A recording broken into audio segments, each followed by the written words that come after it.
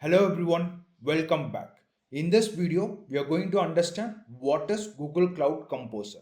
So Cloud Composer is one of the most important big data analytics service offered by Google Cloud Platform. It's a fully managed, scalable workflow orchestration service offered by GCP. So if you want to orchestrate any big data workloads, then Cloud Composer will be the perfect choice. It allows you to create, schedule, monitor, and even manage your simple to complex workflows. Not only just that, with the help of this Cloud Composer, you will be able to work not only with Google Cloud Platform but also with across other cloud platforms, which means multi-cloud platforms and even in on-prem environments. With the help of this Cloud Composer, you can achieve working with hybrid environments as well. And Cloud Composer is built on the popular Apache Airflow, a widely used platform which is programmatically used for authoring, scheduling, and monitoring workflows. Basically, this is an open source project from Apache ecosystem. And basically, this Airflow, it operates using the Python programming language, which means if you have good knowledge working with Python, then easily you will be able to master the concepts of Apache Airflow and you can eventually work better in Cloud Composer environments. Apache Airflow offers simplicity, portability, and easy deployment. And Cloud Composer enables data engineers and developers to easily automate, manage, and monitor complex workflows and even data pipelines without needing to manage the underlying Airflow infrastructure.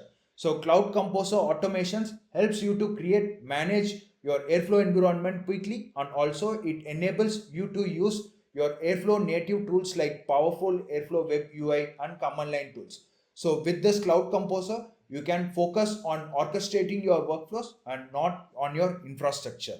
The components of Cloud Composer that includes Google Kubernetes Engine clusters, Airflow Web Server, Airflow Database, and Cloud Storage Bucket. And inside one project, you will be able to create one or more Cloud Composer environments. And Cloud Composer is a regional based service. Basically, Airflow, we have a concept called DAG, that is Directed Acyclic Graph. So with the help of this, you can define workflows using Python, making it highly flexible and extensible.